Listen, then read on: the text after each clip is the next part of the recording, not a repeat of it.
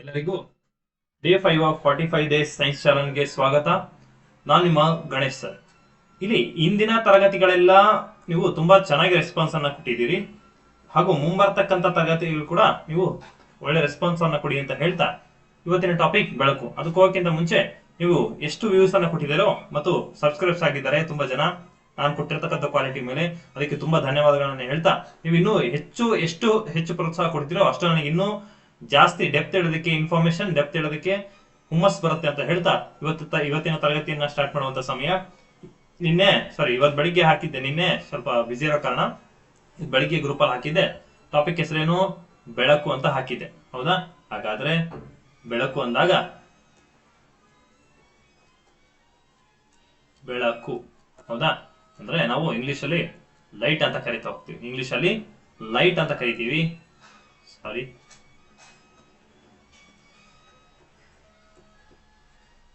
Light ಅಂತ ಕರಿತಾ ಹೋಗ್ತೀವಿ. ಹಾಗಾದ್ರೆ ಈ ಲೈಟ್ ಬಗ್ಗೆ, ಬೆಳಕು ಅಂದಾಗ ಇವುಗಳ ಬಗ್ಗೆ ನಾವು ಸ್ವಲ್ಪ ಸಿಂಪಲ್ ಆಗಿ ಇನ್ಫಾರ್ಮೇಶನ್ ತಿಳ್ಕೊತಾ ಹೋದಾಗ, ಇಲ್ಲಿ ಬೇಸಿಕ್ ಆಗಿ ತಿಳ್ಕೊಳ್ಳೋದೇನು? ಇಲ್ಲಿ ಬೆಳಕು ಹೆಂಗ್ ಮಾಡಲ್ಪಟ್ಟಿದೆ? ಬೆಳಕು ಅಂದಾಗ ಫೋಟಾನ್ಗಳಂತಹ ಚಿಕ್ಕ ಚಿಕ್ಕ ಕಣಗಳಿಂದ ಮಾಡಲ್ಪಟ್ಟಿದೆ. ಚಿಕ್ಕ ಚಿಕ್ಕ ಕಣಗಳಿಂದ ಮಾಡಲ್ಪಟ್ಟಿದೆ. ಯಾವುದು? ಬೆಳಕು ಅಂದಾಗ ಚಿಕ್ಕ ಚಿಕ್ಕ ಕಣಗಳಿಂದ ಮಾಡಲ್ಪಟ್ಟಿದೆ. ಹಾಗಾದ್ರೆ ಈ ಒಂದು ಬೆಳಕು ಅಂದಾಗ ಯಾವ್ದನ್ನ ಮಾಡಲ್ಪಟ್ಟಿದೆ? ಚಿಕ್ಕ ಚಿಕ್ಕ ಕಣಗಳಿಂದ ಮಾಡಲ್ಪಟ್ಟಿದೆ. ಯಾವುದು? ಬೆಳಕು. ಹೌದು, ಚಿಕ್ಕ ಚಿಕ್ಕ ಕಣಗಳಿಂದ ಮಾಡಲ್ಪಟ್ಟಿದೆ. ನೆಕ್ಸ್ಟ್, ಈ ಬೆಳಕು ಅಂದಾಗ ಫೋಟಾನ್ಗಳ ಚಾರ್ಜ್ ಇಲ್ಲಿ ಮೊದಲನೇದಾಗಿ ಫೋಟಾನ್ ಅಂದಾಗ ಫೋಟಾನ್ಗಳಿಗೆ ಚಾರ್ಜ್ ಇರುವುದಿಲ್ಲ, ಹೌದಾ?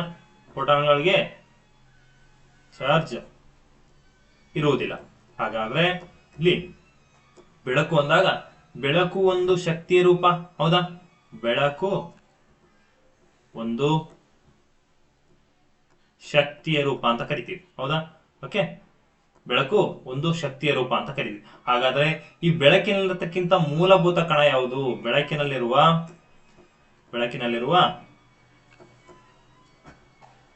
ಮೂಲಭೂತ ಕಣ ಅಂತ ಕರಿತೀವಿ. ಮೂಲಭೂತ ಕಣ ಯಾವುದು? ಅದೇ ಫೋಟಾನ್. ಮೂಲಭೂತ ಕಣ ಯಾವುದು? ಫೋಟಾನ್ ಅಂತ ಹೇಳ್ತಾ ಹೋಗ್ತೀವಿ. ಹಾಗಾದ್ರೆ ಅಕಾರ್ಡಿಂಗ್ ಟು ಕ್ವಾಂಟಮ್ ಥಿಯರಿ ಬೆಳಕು ಫೋಟಾನ್ಗಳಿಂದ ಮಾಡಲ್ಪಟ್ಟಿದೆ. ಅಥವಾ ಫೋಟಾನ್ಗಳಂತಹ ಚಿಕ್ಕ ಚಿಕ್ಕ ಕಣಗಳಿಂದ ಮಾಡಲ್ಪಟ್ಟಿದೆ ಅಂತ ಹೇಳುದು. ಹಾಗಾದ್ರೆ ಈ ಒಂದು ಯಾವುದು ಕ್ವಾಂಟಮ್ ಥಿಯರಿಯನ್ನ ಕೊಟ್ಟ ವಿಜ್ಞಾನಿ ಯಾರು? Quantum theory was given by ಯಾರು? Quantum theory was given by Max Planck ಅಂತ ಹೇಳ್ತಾವ. ಮ್ಯಾಕ್ಸ್ ಪ್ಲಾಂಕ್ ಅಂಡ್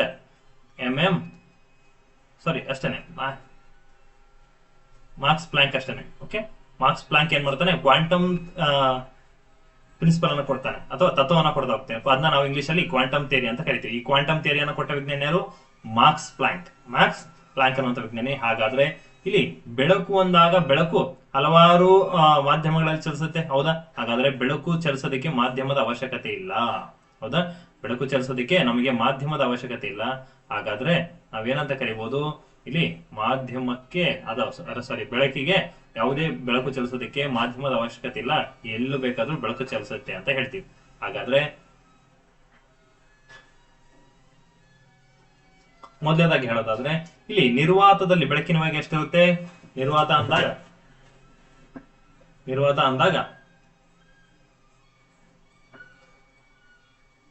ಬೆಳಕಿನ ವೇಗ ಅಂತ ಹೆಡಿಂಗ್ ಹಾಕೊಂಡು, ಬೆಳಕಿನ ವೇಗ ನಿರ್ವಾತದಲ್ಲಿ ಎಷ್ಟಿರುತ್ತೆ? ನಿರ್ವಾತದಲ್ಲಿ 3 × 10⁻⁸ ಮೀಟರ್ ಪರ್ ಸೆಕೆಂಡ್ ಅಂತ ಕರಿತಾ ಹೋಗ್ತೀವಿ. ಓಕೆ, ಇನ್ನೊಂದು ಕೊಡ್ತಾನೆ, ನಿಮಗೆ ಕನ್ಫ್ಯೂಸ್ ಆಗುತ್ತಾರೆ. 3 × 10⁻5 ಕಿಲೋಮೀಟರ್ ಪರ್ ಸೆಕೆಂಡ್ ಅಂತ ಕೊಡ್ತಾನೆ, ಹೌದಾ? ಇಲ್ಲಿ 8 ಇದ್ರೆ ಇನ್ನು 3 ಮೈನಸ್ ಆದ್ರೆ ಏನು? ಕಿಲೋಗ್ರಾಮ್ ಬರುತ್ತೆ, ಅಥವಾ ನಾವು ಕಿಲೋಮೀಟರ್ ಅಂತ ಕರಿತಾ ಹೋಗ್ತೀವಿ. 1000 ಮೀಟರ್ಗೆ 1 ಕಿಲೋಮೀಟರ್ ಅಂತ ಕರಿತೀವಿ. ಇಲ್ಲಿ 3 × 10⁸ ಮೀಟರ್ ಪರ್ ಸೆಕೆಂಡ್ ಅಂತ ಕೂಡ ಒಂದೇನೆ. 3 × 10⁵ ಕಿಲೋಮೀಟರ್ ಪರ್ ಸೆಕೆಂಡ್ ಅಂತ ಕೂಡ ಒಂದೇನೆ. ನೆಕ್ಸ್ಟ್, ನೀರು ಅಂದಾಗ ನೀರಿನಲ್ಲಿ ಯಾವುದು ಬೆಳಕಿನ ವೇಗ ಎಷ್ಟಿರುತ್ತೆ ಅಂತ ನೋಡಿದಾಗ 2.25 × 10⁸ ಮೀಟರ್ ಪರ್ ಸೆಕೆಂಡ್ ಅಂತ ನೋಡ್ತಾ ಹೋಗ್ತೀವಿ. 2.25 × 10⁸ ನೆಕ್ಸ್ಟ್ ಎಣ್ಣೆ ಅಂದಾಗ ಎಣ್ಣೆಯಲ್ಲಿ ಎಷ್ಟಿರುತ್ತೆ 2.04 ಇಂಟು 10⁸ ಮೀಟರ್ ಪರ್ ಸೆಕೆಂಡ್. ಹೌದಾ? ನೆಕ್ಸ್ಟ್ ಗಾಜು ಅಂದಾಗ ಗಾಜಿನಲ್ಲಿ ಎಷ್ಟಿರುತ್ತೆ 2 ಇಂಟು 10⁸ ಗಾಜು ಅಂದಾಗ 2 into 10⁸ same 8 metre per second ಅಂತ ಕರಿತೀವಿ. ನೆಕ್ಸ್ಟ್ ನೈಲಾನ್ ಅಂದಾಗ ಈ ನೈಲಾನ್ ಅಲ್ಲಿ ನಾವು 1.96 into 10⁸ metre per second 10⁸ metre per second ಅಂತ ನೋಡ್ತಾವೆ. ಯಾವುದು? ಬೆಳಕಿನ ವೇಗವನ್ನು. ಹಾಗಾದ್ರೆ ಇಲ್ಲಿ ಬೆಳಕಿನ ವೇಗ ವಿವಿಧ ಮಾಧ್ಯಮಗಳಲ್ಲಿ ಎಷ್ಟಿರುತ್ತೆ ಅಂತ ನೋಡ್ತಾ ಹೋದಾಗ ಇದು ಬೆಳಕಿನ ವೇಗದ ಲಿಸ್ಟ್. ಬೆಳಕಿನ ವೇಗ ಅಂದಾಗ. ಹೌದಾ? ಹಾಗಾದ್ರೆ ಈ ಬೆಳಕಿನ ವೇಗ ಎಷ್ಟು ಇಂಪಾರ್ಟೆಂಟ್ ಆಗುತ್ತೆ ಅಂದ್ರೆ ಇದನ್ನ ಹಲವಾರು ಬಾರಿ ಪರೀಕ್ಷೆಯಲ್ಲಿ ಕೇಳಿದರೆ, ಹಾಗಾಗಿ ಇದನ್ನ ಸ್ವಲ್ಪ ಪರೀಕ್ಷೆ ಹೋಗೋಕ್ಕಿಂತ ಮುಂಚೆ ಪ್ರತಿಯೊಂದು ಸ್ಪರ್ಧಾರ್ಥಿ ಕೂಡ ನೋಡ್ಬೇಕಾಗಿರ್ತಕ್ಕಂಥ ವಿಷಯ. ಓಕೆ, ನಾನು ಆಗ್ಲೇ ನಿನ್ನೆ ತರಗತಿ ಹೇಳಿದ್ದೀನಿ, ನನ್ನ ಕ್ಲಾಸ್ ಅನ್ನ ಸ್ವಲ್ಪ ಗಮನ ಇಟ್ಟು ಕೇಳಿದ್ರೆ ಪರೀಕ್ಷೆ ತುಂಬಾ ಯೂಸ್ ಆಗುತ್ತೆ ಅಂತ ಹೇಳಿದೆ. ಹೌದಾ? ಇತ್ತೀಚೆಗೆ PC ಏನು ಹಿಂದಿನ ಬಾರಿ ಏನು ಪರೀಕ್ಷೆನ ನಡೆಸಿದ್ವಿ, ಸಾರಿ ಏನು ಸೈನ್ಸ್ ಚಾಲೆಂಜ್ ಅನ್ನು ತಗೊಂಡಿ 30 days ಸೈನ್ಸ್ ಚಾಲೆಂಜ್ ತಗೊಂಡಿದ್ವಿ. ಅಲ್ಲಿ ಆಗಲೇ 90% ಕ್ವಶನ್ಸ್ ಕವರ್ ಆಗಿತ್ತು. ಓಕೆ, ಕ್ಲಾಸ್ ಮಾಡಿರಲಿಲ್ಲ, ಬಿಟ್ಟರೆ ಗ್ರೂಪ್ ಅಲ್ಲಿ ಡಿಸ್ಕಷನ್ ಮಾಡಿದ್ದೆ. ಸ್ಪರ್ಧಾ ಝೋನ್ ಮತ್ತು 4G science and technology Telegram group ಅಲ್ಲಿ ನಾನು ಡಿಸ್ಕಸ್ ಮಾಡಿದ್ದೆ, ಅದಕ್ಕೆ ಪ್ರೂಫ್ ಇದೆ. ಓಕೆ, ಅದು ಹಾಗಾಗಿ ಈಗ ನಾನು ವಿಡಿಯೋ ಸಮೇತ ಪ್ರೂಫ್ ತೋರಿಸೋಣ ಅಂದ್ಬಿಟ್ಟು ವಿಡಿಯೋ ಕ್ಲಾಸ್ಗಳನ್ನ ಎಲ್ಲರಿಗೂ ಫ್ರೀ ಸೈನ್ಸ್ ಕ್ಲಾಸ್ ಅನ್ನ ಕೊಡ್ತಾ ಹೋಗ್ತಿದ್ದೀನಿ. ಅವುಗಳನ್ನ ಯೂಸ್ ಮಾಡ್ಕೊಳ್ಳಿ. ಅರ್ಥ ಆಯ್ತಾ? ನೆಕ್ಸ್ಟ್ ಇಲ್ಲಿ ಇವುಗಳನ್ನ ಬೆಳಕಿನ ವೇಗವನ್ನ ನಾವು ಹೇಳ್ತಾ ಹೋಗಿದ್ವಿ. ಹೌದಾ? ಹಾಗಾದ್ರೆ ಇಲ್ಲಿ ಈ ಒಂದು ಬೆಳಕು ಅಂದಾಗ ಒಂದಿಷ್ಟು ಸರಳ ಪಾಯಿಂಟ್ಗಳು ಬರ್ತಾವೆ. ಹಾಗಾದ್ರೆ ಈ ಬೆಳಕು ಅಂದಾಗ ಎಲ್ಲಾ ಶಕ್ತಿಗಳ ಮೂಲ ಯಾವುದು? ಎಲ್ಲಾ ಶಕ್ತಿಯ ಮೂಲ ಯಾರು? ಸೂರ್ಯ. ಈ ಸೂರ್ಯನಲ್ಲಿ ಬೆಳಕು ಹೆಂಗ್ ಬರುತ್ತೆ ಅಂತ ಕೇಳ್ತಾನೆ.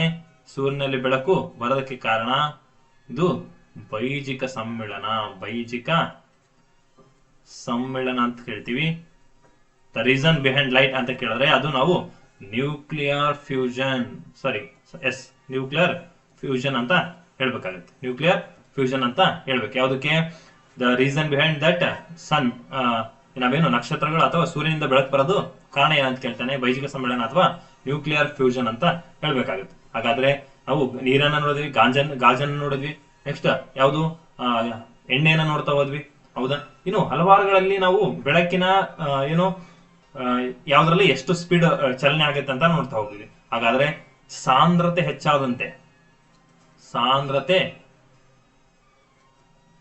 ಹೆಚ್ಚಾದಂತೆ ಬೆಳಕಿನ ವೇಗ ಏನಾಗುತ್ತೆ? ಬೆಳಕಿನ ವೇಗ ಕಡಿಮೆ ಆಗುತ್ತೆ. ಏನಾಗುತ್ತೆ? ಸಾಂದ್ರತೆ ಹೆಚ್ಚಾದಂತೆ ಬೆಳಕಿನ ವೇಗ ಏನಾಗುತ್ತೆ? ಕಡಿಮೆ ಆಗುತ್ತೆ. ಅರ್ಥ ಆಯ್ತಾ? ಇದನ್ನ ನೀವು ನೆನ್ಪಿಟ್ಕೋಬೇಕು. ಓಕೆ, ಫಾರ್ ಎಕ್ಸಾಂಪಲ್ ನೀವು ಒಂದ್ ಮನೆ ಕಿಟಕಿ ಇದೆ ಅನ್ಕೊಳ್ಳಿ. ಹೊರಗಡೆ ಇದು ಕಿಟಕಿ ಅಂದಾಗ ಇಲ್ಲಿ ಸೂರ್ಯ ಇರ್ತಾನೆ. ಹೌದಾ? ಈ ಸೂರ್ಯನಿಂದ ಒಳಗಡೆ ಬೆಳಕು ಬರ್ತಾ ಇದೆ ಅಂದಾಗ ಇಲ್ಲಿ ನಾವೇನು ಕಿಟಕಿ ಗಾಜ್ ಇರುತ್ತಲ್ಲ, ಆ ಕಿಟಕಿ ಗಾಜಿನ ಮೂಲಕ ಹೊರಗಡೆ ಬರ್ಬೇಕು ಅಂತಂದ್ರೆ ಅದು ನೀವು 2 ಕಿಟಕಿಯನ್ನು ಮುಚ್ಚಿದ್ರೆ ಸ್ವಲ್ಪ ಕಡಿಮೆ ಬೆಳಕು ರೂಮ್ ಒಳಗೆ ಬರ್ತಾ ಇರುತ್ತೆ. ಕಾರಣ ಇಲ್ಲಿ ಹೊರಗಡೆ ಇರ್ತಕ್ಕಂತ ಮಾಧ್ಯಮಕ್ಕಿಂತ ಇದು ಗಾಜಿನ ಸಾಂದ್ರತೆ ಜಾಸ್ತಿ ಇರುತ್ತೆ.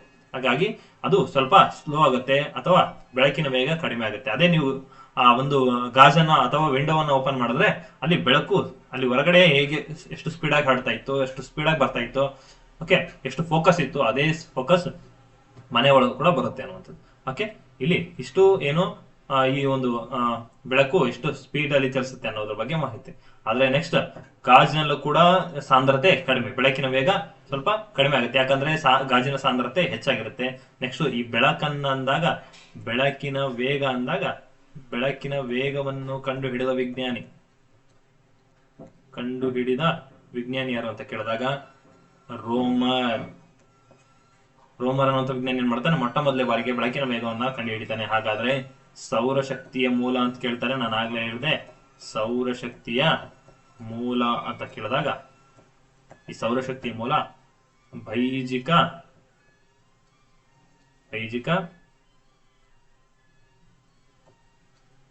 ಸಮ್ಮಿಳನ ಅಂತ ಹೇಳ್ಬೇಕು. ಅಂದ್ರೆ ನಾವು ನ್ಯೂಕ್ಲಿಯರ್ ಫ್ಯೂಷನ್ ಅಂತ ಹೇಳ್ತಾ ಹೋಗ್ತೀವಿ. ಹೌದಾ? ನ್ಯೂಕ್ಲಿಯರ್ ಫ್ಯೂಷನ್, ಇದನ್ನ ನಾವು ನೆನ್ಪಿಟ್ಕೋಬೇಕು. ಹೌದಾ? ನೆಕ್ಸ್ಟ್ ಸೂರ್ಯನ ಬೆಳಕು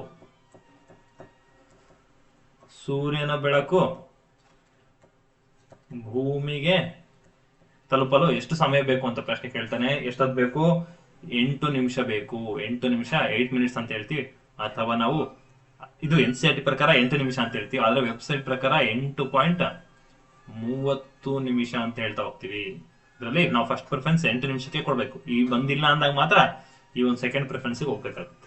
ಹಾಗಾದ್ರೆ ಚಂದ್ರನ ಬೆಳಕು, ಚಂದ್ರನ ಬೆಳಕು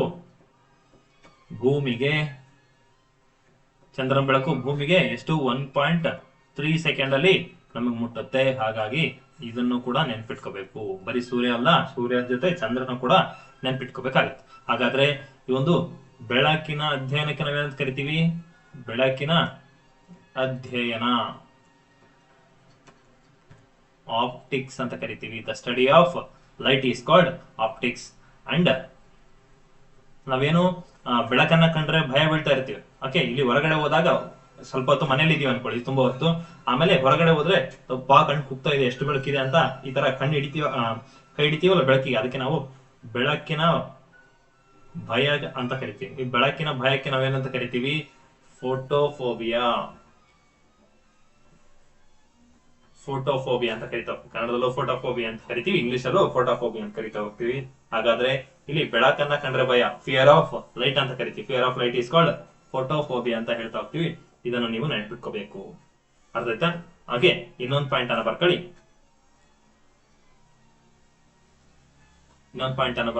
ಇಲ್ಲಿ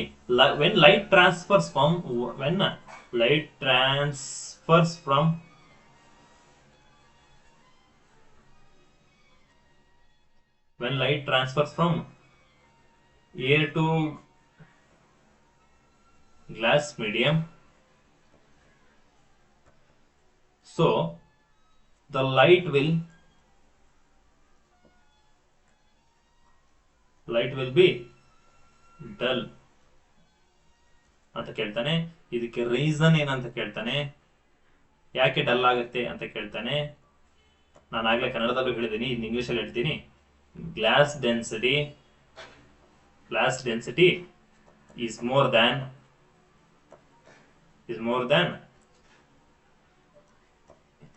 air medium. Glass medium density is more than air medium ಅಂತ ಹೇಳ್ತಾ ಹೋಗ್ತೀವಿ. ಹಾಗಾದ್ರೆ ಈ ಸೂರ್ಯನಿಂದ ಬಂದಿರತಕ್ಕಂತ ಬೆಳಕು ಒಳಗಡೆ ಗಾಜಿನ ಮೂಲಕ ಪಾಸ್ ಆಗ್ಬೇಕು ಅಂದ್ರೆ ಅಲ್ಲಿ ಡಿಮ್ ಆಗುತ್ತೆ. ಕಾರಣ ಏನಂದ್ರೆ ಆ ಗಾಳಿ ಮಾಧ್ಯಮಕ್ಕಿಂತ ಗಾಜಿನ ಸಾಂದ್ರತೆ ಜಾಸ್ತಿ ಆಗಿರುತ್ತೆ. ಹಾಗಾದ್ರೆ ಇಲ್ಲಿ ಕೆಲವೊಂದು ನಿಮಗೆ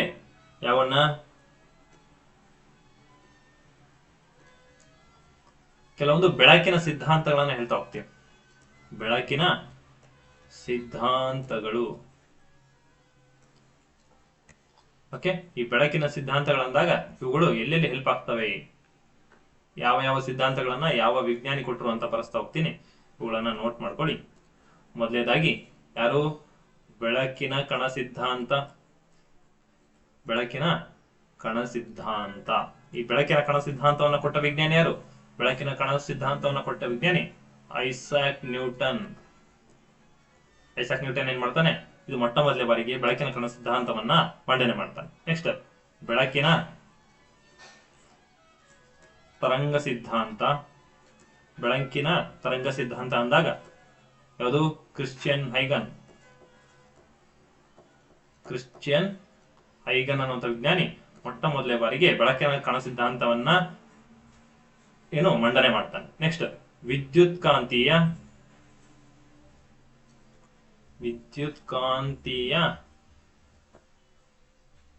ತರಂಗ ಸಿದ್ಧಾಂತವನ್ನ ಕೊಟ್ಟ ವಿಜ್ಞಾನಿ ಯಾರು? ಮ್ಯಾಕ್ಸ್ವೆಲ್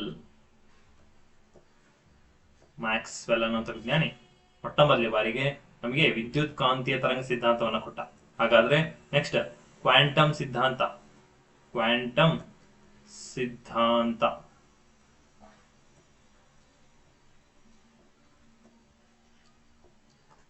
ಕ್ವಾಂಟಮ್ ಸಿದ್ಧಾಂತವನ್ನು ಕೊಟ್ಟ ವಿಜ್ಞಾನಿ ಯಾರು ಅಂದ್ರೆ ಅದು ಮಾರ್ಕ್ಸ್ ಪ್ಲಾಂಕ್.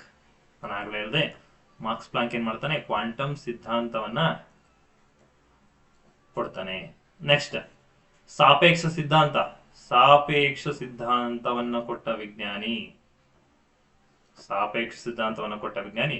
ನಮಗೆ ಐನ್ಸ್ಟೀನ್, ಆಲ್ಬರ್ಟ್ ಐನ್ಸ್ಟೀನ್ ಅಂತ ವಿಜ್ಞಾನಿ ಏನ್ ಮಾಡ್ತಾನೆ, ಸಾಪೇಕ್ಷ ಸಿದ್ಧಾಂತವನ್ನ ಮಂಡಿಸ್ತಾನೆ. ಹಾಗಾದ್ರೆ ನೆಕ್ಸ್ಟ್ ದ್ರವ ಸ್ಥಾನ ಪಲ್ಲಟ ಸಿದ್ಧಾಂತ. ದ್ರವ ಸ್ಥಾನ ಪಲ್ಲಟ ಸಿದ್ಧಾಂತ, ದ್ರವ ಸ್ಥಾನ ಪಲ್ಲಟ ಸಿದ್ಧಾಂತ ಅಂತ ಕರಿತಾ ಹೋಗ್ತಿ.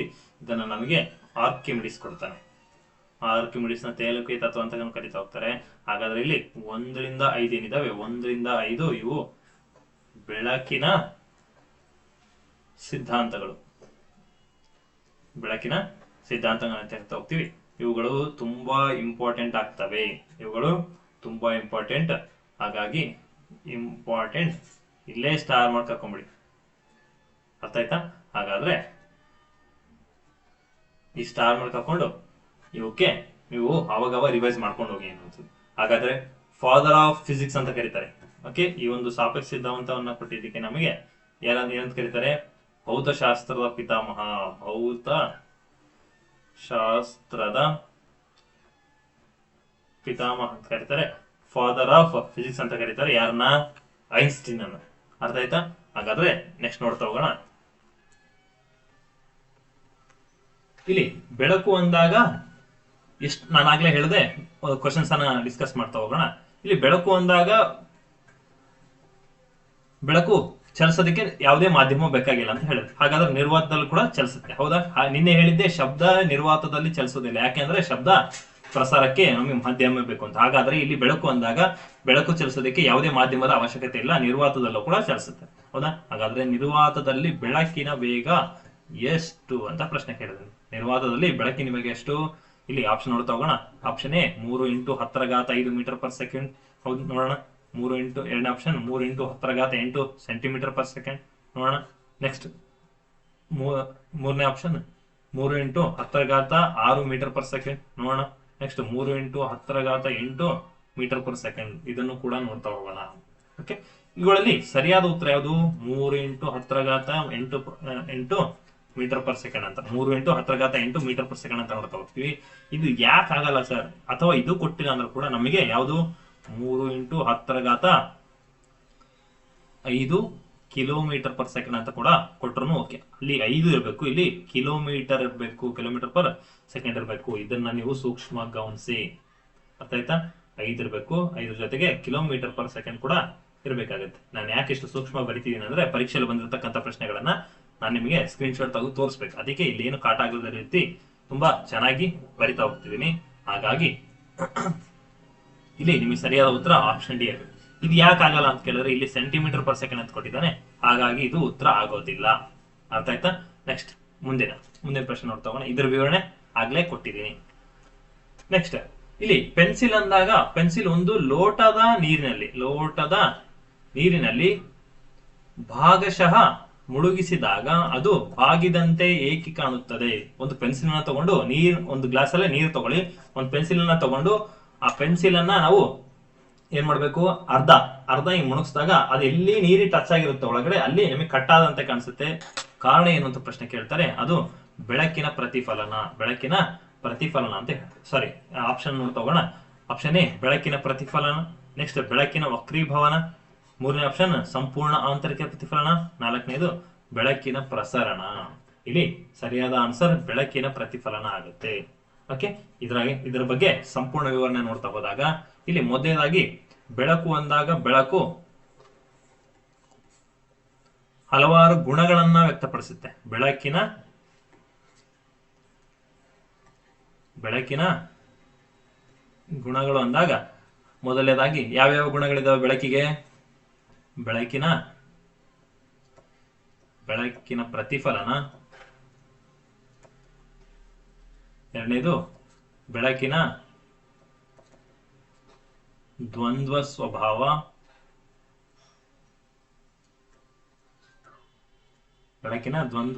ಅಂತೀವಿ. ನೆಕ್ಸ್ಟ್ 3ನೇದು ಯಾವುದು? ಬೆಳಕಿನ ವರ್ಣ ವಿಭಜನೆ. ನೆಕ್ಸ್ಟ್ 4ನೇದು ಬೆಳಕಿನ ಚದುರುವಿಕೆ. 5ನೇದು ಸಂಪೂರ್ಣ ಆಂತರಿಕ ಪ್ರತಿಫಲನ,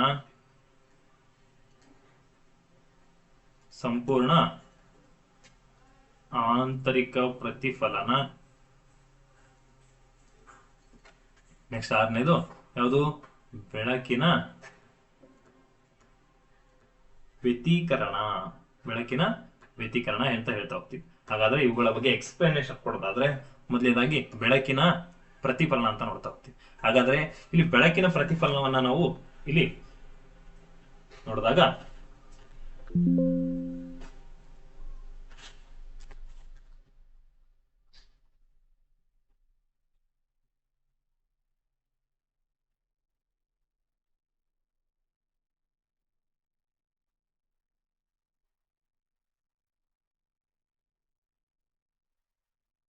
ಮೊದಲನೇದಾಗಿ ಬೆಳಕಿನ ಯಾವುದು?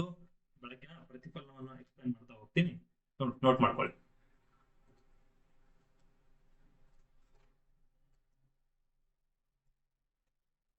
ಬೆಳಕಿನ ಪ್ರತಿಫಲನ ಅಂತ ಕರಿತಾ ಹೋಗ್ತೀವಿ. ಯಾವ್ದಿದು? ಮೊದಲನೇದು. ಹಾಗಾದ್ರೆ ಈ ಬೆಳಕಿನ ಪ್ರತಿಫಲನ ಅಂದಾಗ ಇದು ಹೆಂಗೆ ಹಂಗಂದ್ರೆ ಏನು ಮತ್ತು ಇದು ಹೆಂಗ್ ಕೆಲಸ ಮಾಡುತ್ತೆ ಅಂತ ನೋಡಿದಾಗ ಮೊದಲನೇದಾಗಿ ಇಲ್ಲಿ ಸೂರ್ಯ ಇರ್ತಾನೆ, ಹೌದಾ? ಈ ಸೂರ್ಯ ಒಂದು ಚೊಂಬನ ಇಟ್ಕೊಳ್ಳೋಣ, ಒಂದು ಚೊಂಬನ ಇಟ್ಕೊಂಡಿದೀವಿ, ಹೌದಾ? ಆ ಸ್ಟೀಲ್ ಚೊಂಬ ಇಟ್ಕೊಂಡಿದೀವಿ, ಹೌದಾ? ಆ ಒಂದು ಸ್ಟೀಲ್ ಚೊಂಬಿ, ಆ ಒಂದು ಸ್ಟೀಲ್ ಮೇಲೆ, ಚೊಂಬಿನ ಮೇಲೆ ಬೆಳಕಿನ ಏನು ಸೂರ್ಯನ ಬೆಳಕು ಬಿದ್ದು ಹಿಂದಿರುಗುವ ವಿದ್ಯಮಾನ ಇದೆಯಲ್ಲ, ಅದಕ್ಕೆ ನಾವೇನಂತ ಕರಿತೀವಿ? ಏನು? ಬೆಳಕಿನ ಪ್ರತಿಫಲನ ಅಂತ ಕರಿತೀವಿ. ಅಂದ್ರೆ ಸೂರ್ಯನ ಬೆಳಕು ವಸ್ತುಗಳ ಮೇಲೆ ಬಿದ್ದು ಆ ಒಂದು ಬೆಳಕು ಹಿಂದಿರುಗುವ ವಿದ್ಯಮಾನಕ್ಕೆ ನಾವೇನಂತ ಕರಿತಾ ಹೋಗ್ತೀವಿ? ಬೆಳಕಿನ ಪ್ರತಿಫಲನ. ಬೆಳಕು ವಸ್ತುಗಳ ಮೇಲೆ ಬಿದ್ದು ಹಿಂದಿರುಗುವ ವಿದ್ಯಮಾನಕ್ಕೆ ನಾವು ಬೆಳಕಿನ ಪ್ರತಿಫಲನ ಅಂತ ಕರಿತಾ ಹೋಗ್ತೀವಿ. ಹಾಗಾದ್ರೆ ಬರ್ಕಳಿ, ಬೆಳಕು ವಸ್ತುಗಳ ಮೇಲೆ ಬಿದ್ದು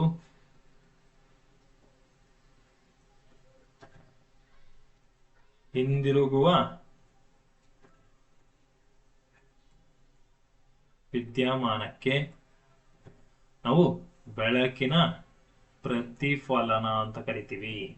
ಹಾಗಾದ್ರೆ ಇದರ ನಿಯಮ ಏನು ಸರ್? ಇದರ ನಿಯಮಗಳು ಅಂತ ನೋಡಿದಾಗ ಏನು ನಿಯಮಗಳು ಏನಿರುತ್ತೆ? ಇಲ್ಲಿ ಪತನ ಕಿರಣ, ಪ್ರತಿಫಲನ ಕಿರಣ, ಪತನ ಕಿರಣ, ಪ್ರತಿಫಲನ ಕಿರಣ ಮತ್ತು ಪತನ ಬಿಂದುವಿನಲ್ಲಿ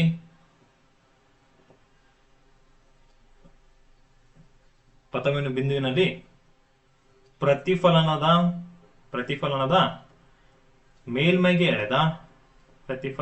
ಮೇಲ್ಮೈಗೆ ಎಳೆದ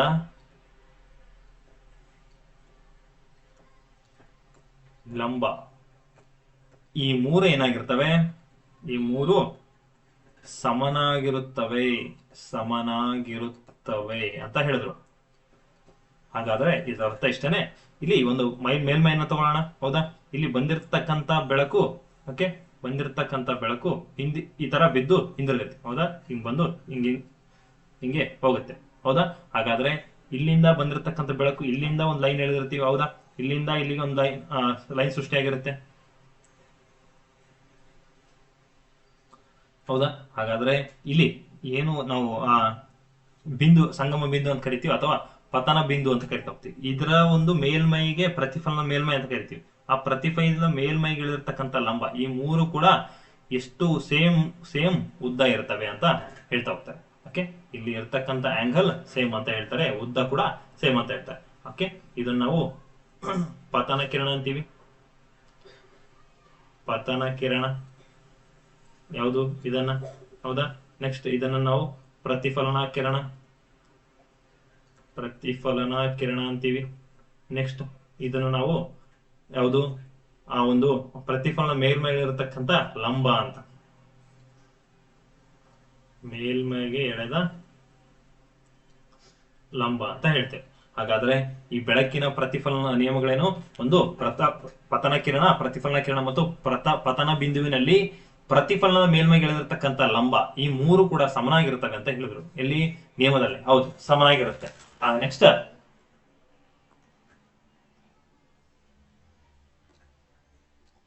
ನೆಕ್ಸ್ಟ್ ಎರಡನೇ ನಿಯಮವನ್ನು ನೋಡಿದಾಗ, ಈ ಎರಡನೇ ನಿಯಮದಲ್ಲಿ ಏನಿದೆ ಸರ್? ಪತನ ಕೋನವು ಈ ಪತನ ಕೋನವು ಪ್ರತಿಫಲನ ಕೋನಕ್ಕೆ ಸಮನಾಗಿರುತ್ತದೆ ಅಂತ ಹೇಳಿದ್ರು. ಓಕೆ, ಹೆಂಗೆ ಅಂದ್ರೆ sin i ಈಕ್ವಲ್ಸ್ ಟು ಏನು angle i equals to angle 8 ಅಂತ ಹೇಳ್ತಾ ಹೋಗ್ತೀವಿ. ಹಾಗಾದ್ರೆ ಇದು 45 ಡಿಗ್ರಿ ಇದ್ರೆ ಇದು ಕೂಡ 45 ಡಿಗ್ರಿ ಇರುತ್ತೆ. ಹೆಂಗೆ ಅಂತ ನೋಡಿದಾಗ ಇಲ್ಲಿ ಬಂದಿರ್ತಕ್ಕಂಥ ಬೆಳಕು ಈ ತರ ಬಿದ್ದು ಹಿಂದಿರುಗುತ್ತೆ, ಹೌದಾ?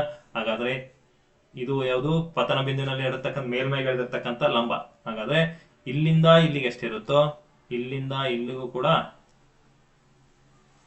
ಅಷ್ಟೇ ಇರುತ್ತೆ. ಇಲ್ಲಿಂದ ಇಲ್ಲಿ 45 ಇದ್ರೆ ಡಿಫ್ರೆನ್ಸ್, ಇಲ್ಲಿಂದ ಇಲ್ಲಿ ಕೂಡ 45 ಡಿಫ್ರೆನ್ಸ್. ಅದೇ ಬೆಳಕಿನ ಪ್ರತಿಫಲನದ ನಿಯಮ ಅಂತ ಹೇಳಿದ್ರು. ಹಾಗಾದ್ರೆ ಇಲ್ಲಿ ಇಷ್ಟು ಬೆಳಕಿನ ಪ್ರತಿಫಲನದ ಬಗ್ಗೆ ಮಾಹಿತಿ. ಹಾಗಾದ್ರೆ ಎರಡನೇ ಗುಣವನ್ನ ನೋಡ್ತಾ ಹೋಗೋಣ. ಎರಡನೇ ಗುಣ ಯಾವುದು? ಬೆಳಕಿನ ದ್ವಂದ್ವ ಸ್ವಭಾವ ಅಂತ ಹೇಳ್ತೀವಿ. ಆ ಬೆಳಕಿನ ದ್ವಂದ್ವ ಸ್ವಭಾವ ಅಂದಾಗ ಇದು ಹೆಂಗ್ ಕೆಲಸ ಮಾಡುತ್ತೆ? ಬೆಳಕಿನ ದ್ವಂದ್ವ ಸ್ವಭಾವ, ಇಲ್ಲಿ ಬೆಳಕು ಕೆಲವೊಮ್ಮೆ ಏನ್ ಮಾಡುತ್ತೆ, ಬೆಳಕು ಎರಡು ಸ್ವಭಾವಗಳನ್ನು ಹೊಂದಿದೆ. ದ್ವಂದ್ವ ಅಂದ್ರೆ ಏನು? ಎರಡು ಅಂತ ಅರ್ಥ. ಹಾಗಾದ್ರೆ ಬೆಳಕು ಕೆಲವೊಮ್ಮೆ ಏನ್ ಮಾಡುತ್ತೆ, ತರಂಗಗಳಂತೆ ಮತ್ತು ಕೆಲವೊಮ್ಮೆ ಕಣಗಳಂತೆ ವರ್ತಿಸುತ್ತದೆ.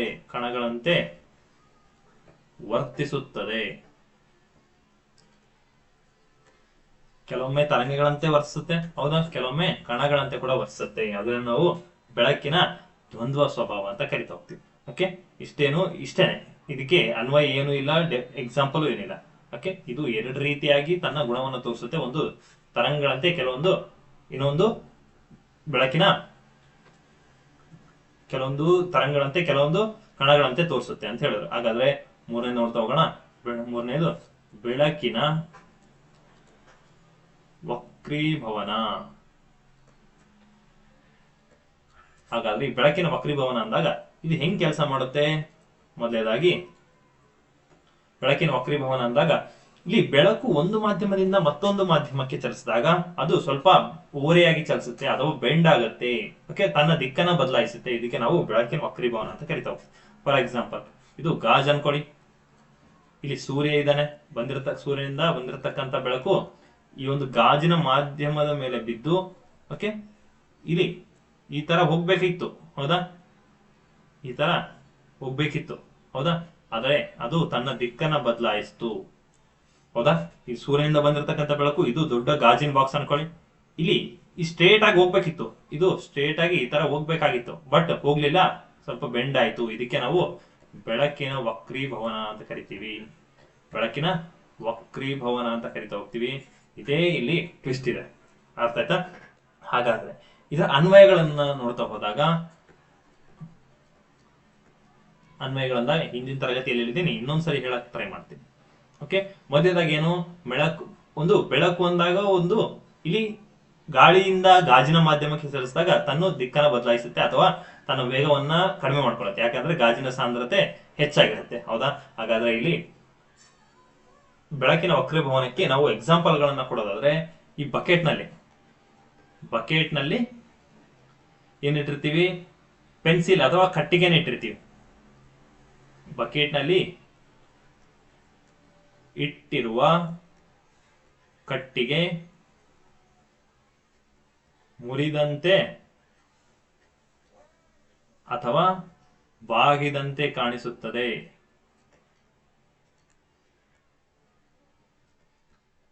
ಕಾರಣ ಏನು? ಬೆಳಕಿನ ವಕ್ರೀಭವನ. ನೆಕ್ಸ್ಟ್, ಸ್ವಿಮ್ಮಿಂಗ್ ಪೂಲ್ ಆಳದಲ್ಲಿದ್ರು, ನೀರು ಆಳದಲ್ಲಿದ್ದರೂ ಮೇಲೆ ಇರುವಂತೆ ಕಾಣಿಸುತ್ತದೆ.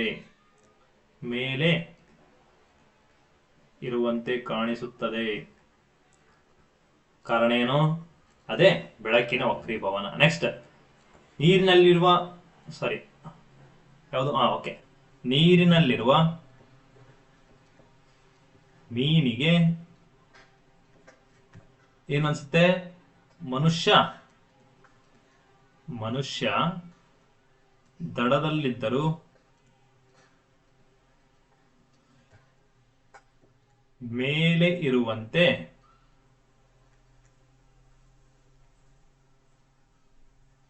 ಕಾಣಿಸುತ್ತದೆ. ಕಾರಣ ಅಂತ ಕೇಳ್ತಾನೆ, ಅದು ಕೂಡ ಬೆಳಕಿನ ವಕ್ರೀಭವನ. ನೆಕ್ಸ್ಟ್, ನೀರಿರ್ತಕ್ಕಂಥ ಮೀನು ಆಳದಲ್ಲಿದ್ರು ಕೂಡ ಮೇಲೆ ಇರುವಂತೆ ಕಾಣಿಸುತ್ತೆ. ನೀರಿನಲ್ಲಿರುವ ಅಥವಾ ಆಳದಲ್ಲಿರುವ ಮೀನು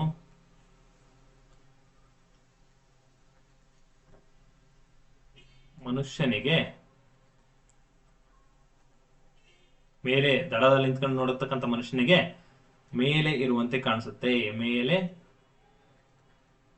ಇರುವಂತೆ ಕಾಣಿಸುತ್ತದೆ ಅಂತ ಹೇಳ್ತೀವಿ. ಹಾಗಾದ್ರೆ ಇಷ್ಟು ಅನ್ವಯಗಳು. ಓಕೆ, ಈ ಎಲ್ಲೆಲ್ಲಿ ಅನ್ವಯ ಆಗುತ್ತೆ ಅಂತ. ಇದು ಓಲ್ಡ್ NCERT. ಈಗ ಹೊಸ NCERT ನೋಡ್ತಾ ಹೋದಾಗ ಅನ್ವಯಗಳು ಅಂತ ನೋಡಿದಾಗ, ಹೊಸ NCERT ಅನ್ವಯಗಳನ್ನು ನೋಡ್ತಾ ಹೋದಾಗ ಈ ಎಲ್ಲೆಲ್ಲಿ ಅಪ್ಲೈ ಆಗುತ್ತೆ, ಅಪ್ಲಿಕೇಶನ್ಸ್ ಅಂತ ನೋಡಿದಾಗ, ಅದು ನಾವು ನಕ್ಷತ್ರಗಳ ಮಿನುಗುವಿಕೆ ಅಂತ ಹೇಳ್ತೀವಿ. ನಕ್ಷತ್ರಗಳ ಮಿನುಗುವಿಕೆ ಕಾರಣ. ಹೌದಾ? ಕಾರಣ ಏನು? ಬೆಳಕಿನ ವಕ್ರೀಭವನ. ಮತ್ತೆ ಶೀಘ್ರ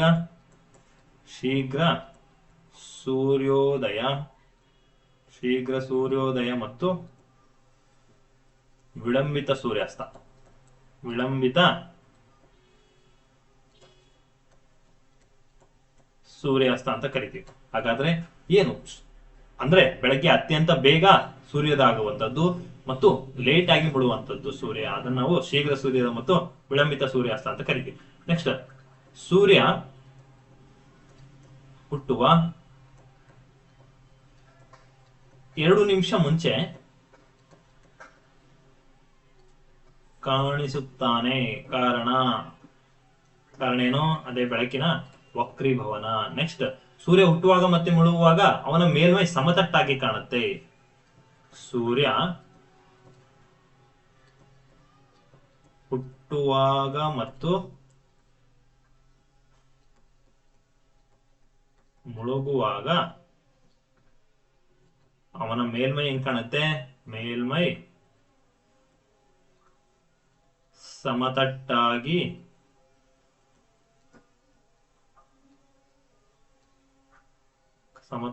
ಕಾಣುತ್ತದೆ. ಕಾರಣ ಅಂತ ಕೇಳ್ತಾರೆ, ಅದು ಕೂಡ ಬೆಳಕಿನ ವಕ್ರೀಭವನ. ಅರ್ಥ ಆಯ್ತಾ? ಇಷ್ಟು ಬೆಳಕಿನ ವಕ್ರೀಭವನದ ಬಗ್ಗೆ ಮಾಹಿತಿ. ಇನ್ನು 4ನೇದು ಬರುತ್ತೆ ಬೆಳಕಿನ ವರ್ಣ ವಿಭಜನೆ.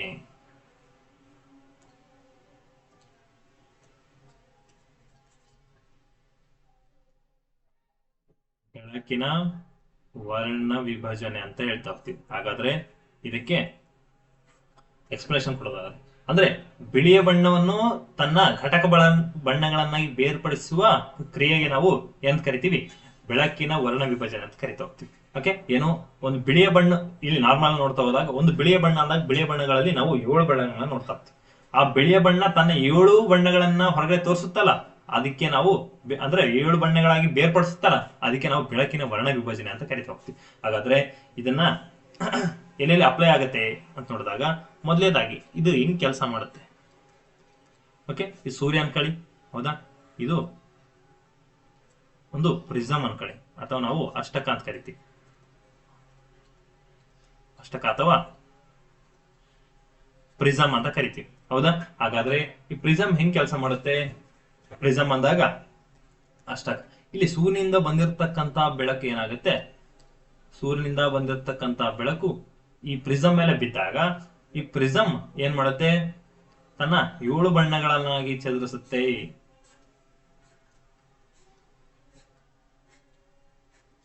ಆ 7 ಬಣ್ಣಗಳು ಯಾವ ಅಂತ ಕ್ರಮವಾಗಿ ಕೇಳ್ತಾನೆ. ಸೂರ್ಯನಿಂದ ಬಂದಿರತಕ್ಕಂತ ಬೆಳಕು ಈ ಪ್ರಿಸಮ್ ಮೇಲೆ ಬಿದ್ದಾಗ, ಅಷ್ಟಕದ ಮೇಲೆ ಬಿದ್ದಾಗ ಅದು ವೈಟ್ ಕಲರ್ ಇರುತ್ತೆ. ಅಲ್ಲಿಂದ ಅದು ಹೊರಗಡೆ ಪಾಸ್ ಆಗ್ಬೇಕಾದ್ರೆ 7 ಬಣ್ಣಗಳಾಗಿ ಚದುರಿಸುತ್ತೆ. ಆ ಕಲರ್ ಯಾವುದು? ವಿಬ್ಗ್ಯೋರ್ ಅಂತ ಕರಿತೀವಿ. ವಿಬ್ಗ್ಯೋರ್ ಅಂತ ಕರಿತೀವಿ. ಹೌದಾ? ನಾನು ಬೇರೆ ಕಲರ್ ಬರಿತೀನಿ, ನಿಮಗೆ ಈಸಿ ಅನ್ಸುತ್ತೆ.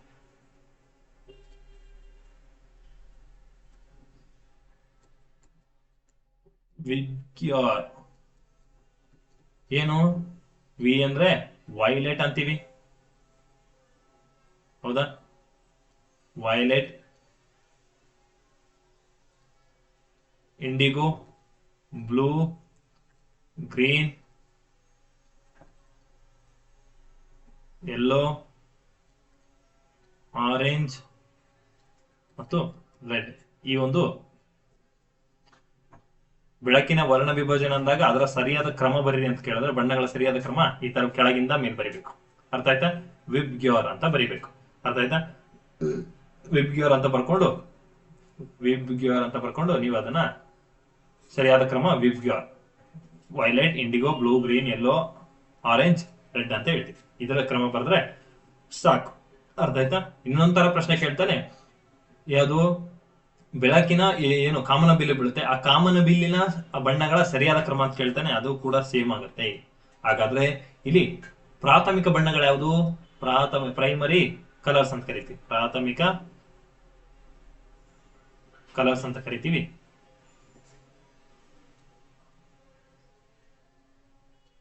ಈ ಪ್ರಾಥಮಿಕ ಬಣ್ಣಗಳು ಯಾವುದು? ಒಂದು ಗ್ರೀನ್, ರೆಡ್ ಮತ್ತೆ blue. Green, red, blue primary colour. ಇವುಗಳನ್ನ ಎಲ್ಲಿ ಯೂಸ್ ಮಾಡ್ತೀವಿ ಅಂದ್ರೆ ಟಿವಿಗಳಲ್ಲಿ. ಓಕೆ, ಟಿವಿಗಳ ತಯಾರಿಕೆ, ಮೇಕಿಂಗ್ ಆಫ್ ಟಿವಿ ಅಂತ ಹೇಳ್ತಾ ಹೋಗ್ತೀವಿ. ಹಾಗಾದ್ರೆ ಈ ಸೆಕೆಂಡರಿ ಕಲರ್ಸ್ ಎಲ್ಲಿ ಯೂಸ್ ಮಾಡ್ತೀವಿ? ಈ ಸೆಕೆಂಡರಿ ಕಲರ್ಸ್ ಯೆಲ್ಲೋ, ಮ್ಯಾಗ್ನೆಟಾ ಮತ್ತು ಸಯನ್, ಈ ಮೂರು ಬಣ್ಣಗಳನ್ನ ನಾವು ಸೆಕೆಂಡರಿ ಕಲರ್ಸ್ ಅಂತ ಕರಿತಾ ಹೋಗ್ತೀವಿ. ಇವುಗಳನ್ನ ನಾವು ನ್ಯೂಸ್ ಪೇಪರ್ ಪ್ರಿಂಟಿಂಗ್ಗಳಲ್ಲಿ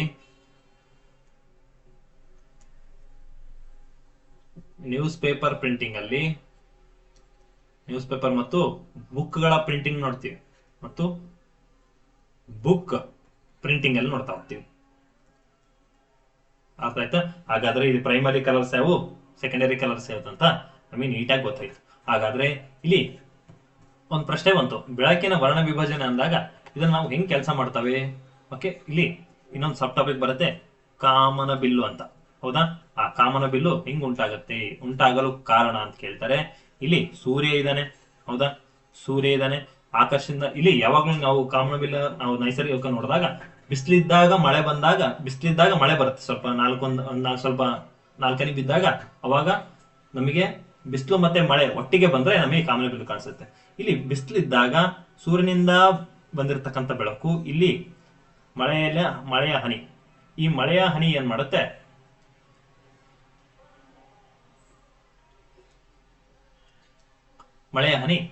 ಈ ಸೂರ್ಯನಿಂದ ಬಂದಿರತಕ್ಕಂಥ ಬೆಳಕು ಇಲ್ಲಿ ಇದು ಕೂಡ ಯಾವುದು? ನೀರಿನ ಹನಿ. ಇದು ಹೌದಾ? ನೀರಿನ ಹನಿ ಅಂದಾಗ ಇಲ್ಲಿ ಬಂದಿರತಕ್ಕಂಥ ಬೆಳಕು 7 ಬಣ್ಣಗಳಾಗಿ ಚಲಿಸುತ್ತೆ. ಅದನ್ನ ನಾವು ವಿಬ್ಗ್ಯೋರ್ ಅಂತ ಕರಿತೀವಿ. ಅರ್ಥ ಆಯ್ತಾ? ಇದರ ಮೂಲಕ ಏನಾಗುತ್ತೆ? ನಮಗೆ ಯಾವುದು ಕಾಮನ ಬಿಲ್ಲು ಕಾಣಿಸುತ್ತೆ. ಹೌದಾ? ಹಾಗಾದ್ರೆ ಇಲ್ಲಿ ಕಾಮನ ಬಿಲ್ಲು ಉಂಟಾಗ್ಬೇಕಾದ್ರೆ ಅಷ್ಟಕದಂತೆ ಕಾಮನ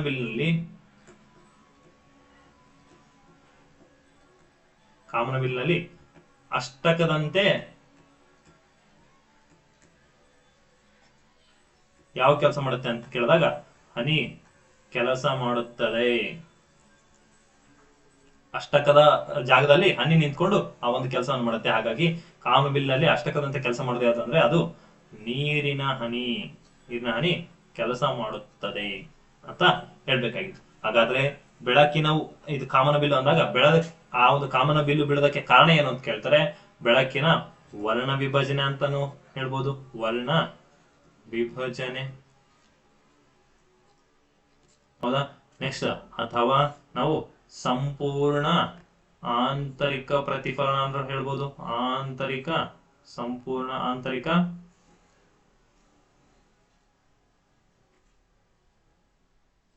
ಪ್ರತಿಫಲನ ಅಂತ ಕರಿತೀವಿ. ಅಥವಾ ನಾವು ಬೆಳಕಿನ ಚದುರುವಿಕೆ. ನೆಕ್ಸ್ಟ್, ಅಥವಾ ಬೆಳಕಿನ ವಕ್ರೀಭವನ ಅಂತ ಹೇಳ್ತೀವಿ.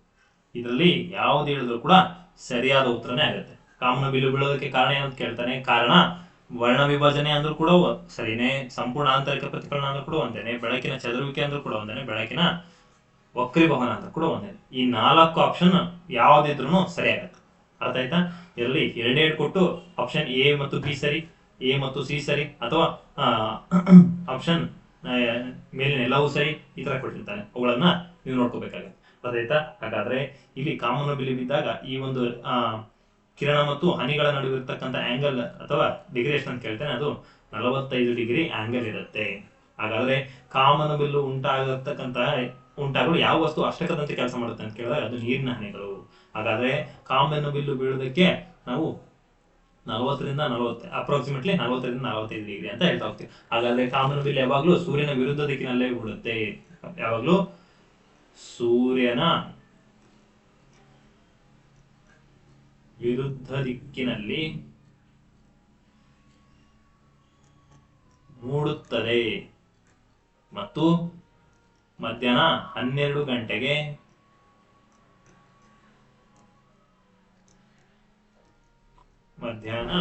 ಗಂಟೆಗೆ ಕಾಮನಬಿಲ್ಲು ಮೂಡುವುದಿಲ್ಲ.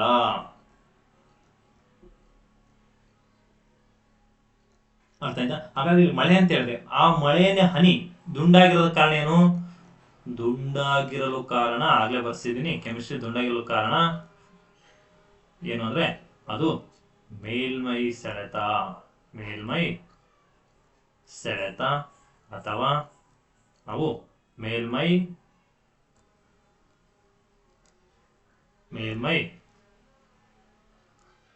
ಒತ್ತಡ ಅಂದ್ರೂ ಕೂಡ ಸರಿ ಆಗುತ್ತೆ.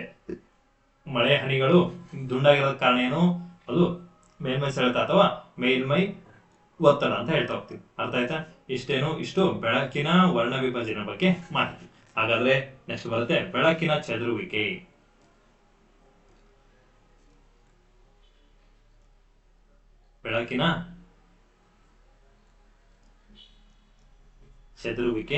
ಇದ್ರ ಬಗ್ಗೆ ಟೋಟಲ್ ಇನ್ಫಾರ್ಮೇಶನ್ ಕೊಡ್ತಾ ಹೋಗ್ತಿದೀನಿ, ತುಂಬಾ ಯೂಸ್ಫುಲ್ ಆಗುತ್ತೆ, ಇದನ್ನ ನೋಟ್ ಮಾಡ್ಕೊಳ್ಳಿ. ಬೆಳಕಿನ ಚದುರುವಿಕೆ ಅಂದಾಗ ಸೂರ್ಯನ ಕಿರಣಗಳು ವಾತಾವರಣ ಇರತಕ್ಕಂತ ಧೂಳಿನ ಕಣಗಳ ಮೇಲೆ ಬಿದ್ದು ಆ ಒಂದು ಬೆಳಕು ಹರಡುವ ಪ್ರತ್ಯಮಾನಕ್ಕೆ ಅಥವಾ ಚದುರುವ ವಿದ್ಯಮಾನಕ್ಕೆ ನಾವೇನಂತ ಕರಿತೀವಿ? ಬೆಳಕಿನ ಚದುರುವಿಕೆ ಅಂತ ಕರಿತೇವೆ. ಇದು ಸೂರ್ಯನ ಕಿರಣ, ಇಲ್ಲಿ ವಾತಾವರಣದಲ್ಲಿ ಹಲವಾರು ಧೂಳಿನ ಕಣಗಳು ಇರ್ತವೆ, ಹೌದಾ? ಇಲ್ಲಿ ಧೂಳಿನ ಕಣ ಅನ್ಕೊಳ್ಳಿ. ಈ ಸೂರ್ಯನಿಂದ ಬಂದಿರತಕ್ಕಂಥ ಬೆಳಕು ಈ ಧೂಳಿನ ಕಣದ ಮೇಲೆ ಬಿದ್ದು ಈ ಬೆಳಕು ಚದುರುತ್ತೆ. ಇದಕ್ಕೆ ನಾವೇನಂತ ಕರಿತೀವಿ? ಬೆಳಕಿನ ಚದುರುವಿಕೆ ಅಂತ ಕರಿತೀವಿ. ಇಷ್ಟೇ ಸಿಂಪಲ್ ಹೇಳೋದಾದ್ರೆ, ಸೂರ್ಯನಿಂದ ಬಂದಿರತಕ್ಕಂಥ ಬೆಳಕು ಧೂಳಿನ ಕಣಗಳ ಮೇಲೆ ಬಿದ್ದು ಚದುರುವ ವಿದ್ಯಮಾನಕ್ಕೆ ಬೆಳಕಿನ ಚದುರುವಿಕೆ ಅಂತ ಕರಿತಾ ಹೋಗ್ತೀವಿ. ಹಾಗಾದ್ರೆ ಇದನ್ನ ನಾವು ಧೂಳಿನ ಕಣ ಅಂತ ಕರಿತೀವಿ. ಧೂಳಿನ ಕಣ, ಹೌದಾ? ನೆಕ್ಸ್ಟ್ ಇವುಗಳನ್ನ ನಾವು ಚದುರಿದ ಬೆಳಕು ಅಂತ ನೋಡ್ತಾವ. ಓಕೆ, ಸ್ಪ್ಲಿಟ್ಟಿಂಗ್ ಆಫ್ ಲೈಟ್ ಅಂತ ನೋಡ್ತಾ ಹೋಗ್ತೀವಿ. ಹಾಗಾದ್ರೆ ಇಷ್ಟು ಏನು ಬೆಳಕಿನ ಚದುರುವಿಕೆ ಬಗ್ಗೆ ಮಾಹಿತಿ. ಇದರ ಅನ್ವಯಗಳನ್ನ ನೋಡ್ತಾ ಹೋದಾಗ ಅನ್ವಯಗಳು ಸಿಂಪಲ್ ಆಗಿ ಸುಮ್ಮನೆ ಗ್ಲಾನ್ಸ್ ಮಾಡ್ಬೇಕಷ್ಟೇ. ಓಕೆ, ಮೊದಲನೇದಾಗಿ ಆಕಾಶ ನೀಲಿಯಾಗಿ ಕಾಣುವುದು. ಆಕಾಶ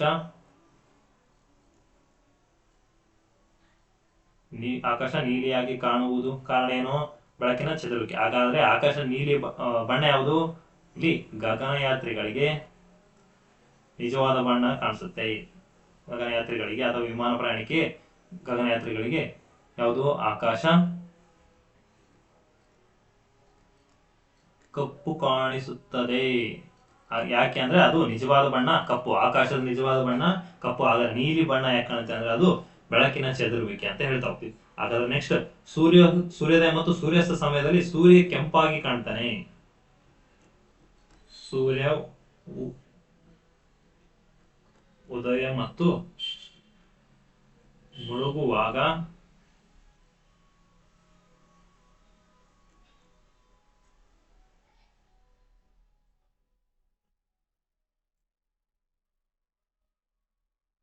ಕೆಂಪಾಗಿ ಕಾಣುತ್ತಾನೆ. ಕಾರಣ ಬೆಳಕಿನ ಚದುರುವಿಕೆ. ನೆಕ್ಸ್ಟ್ ಉಳಿದ ಬಣ್ಣಗಳಿಗಿಂತ ಕೆಂಪು ಬಣ್ಣ ಅಂದಾಗ, ಈ ಕೆಂಪಾಗಿ ಕಾಣ್ತಾನೆ ಅಂದಾಗ ಉಳಿದ ಬಣ್ಣಗಳಿಗಿಂತ ಕೆಂಪು ಏನ್ ವಿಶೇಷ ಅಂದಾಗ ಇದು ಕಡಿಮೆ ಚದುರುವಿಕೆ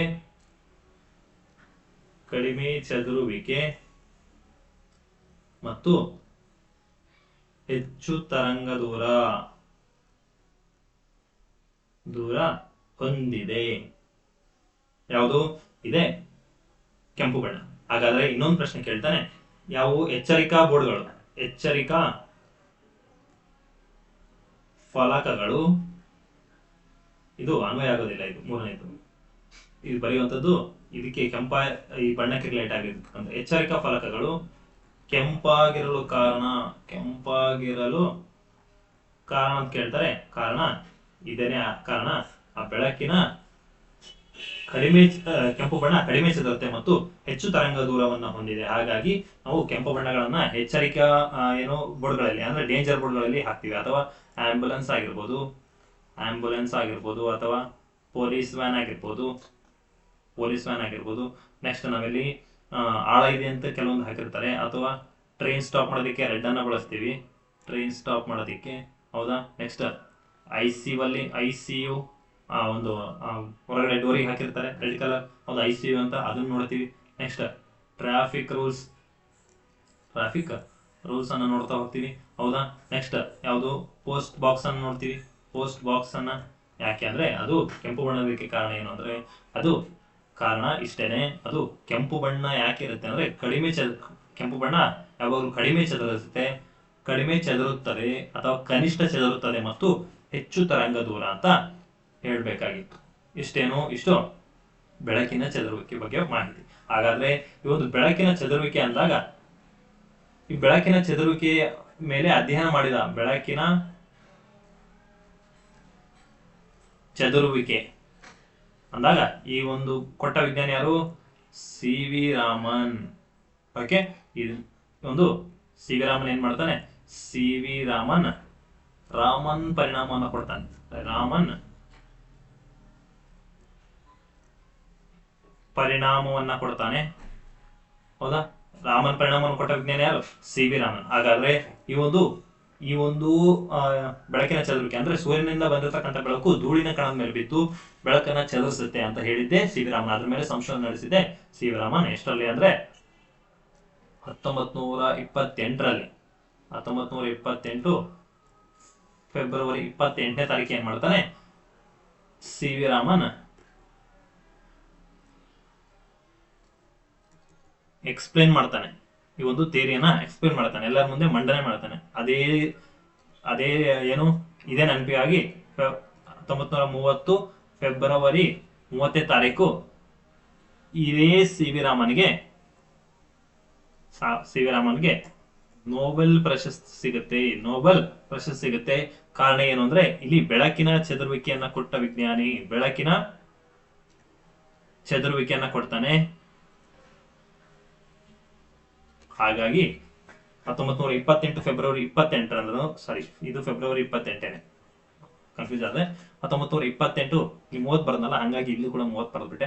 1928 ಫೆಬ್ರವರಿ 28ನೇ ತಾರೀಕು ಸಿ ವಿ ರಾಮನ್ ಏನ್ ಮಾಡ್ತಾನೆ, ಇವತ್ತು ಬೆಳಕಿನ ಚದುರುವಿಕೆ ಅಂದ್ರೆ ಸ್ಕ್ಯಾಟರಿಂಗ್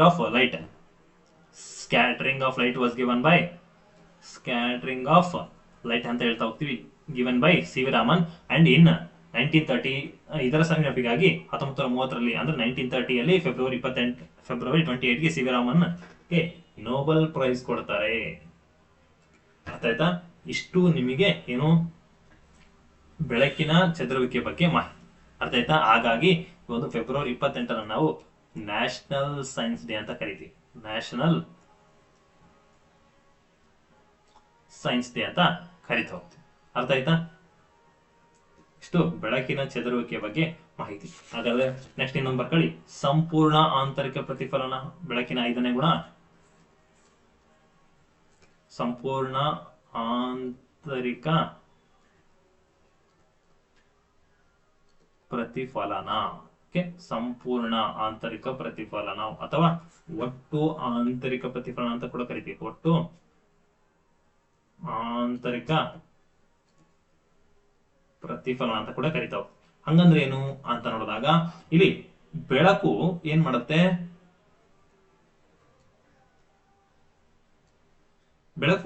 ಮಾಡುತ್ತೆ, ಪತನಗೊಂಡ ನಂತರ ಸಾಂದ್ರ ಮಾಧ್ಯಮದಲ್ಲಿ ಸಂಪೂರ್ಣವಾಗಿ ಏನ್ ಮಾಡುತ್ತೆ, ಇಲ್ಲಿ ಸೂರ್ಯ ಇದ್ದಾನೆ ಅನ್ಕೊಳ್ಳಿ, ಇಲ್ಲಿಂದ ಬಂದಿರತಕ್ಕಂತ ಬೆಳಕು ಇಲ್ಲಿ ಸಂಪೂರ್ಣವಾಗಿ ಸಾಂದ್ರ ಮಾಧ್ಯಮದಲ್ಲಿ ಪ್ರತಿಫಲಿಸಿ ವಿರಳ ಮಾಧ್ಯಮಕ್ಕೆ ಹಿಂದಿರುಗುವ ವಿದ್ಯಮಾನಕ್ಕೆ ನಾವೇನಂತ ಕರಿತೀವಿ, ಸಂಪೂರ್ಣ ಆಂತರಿಕ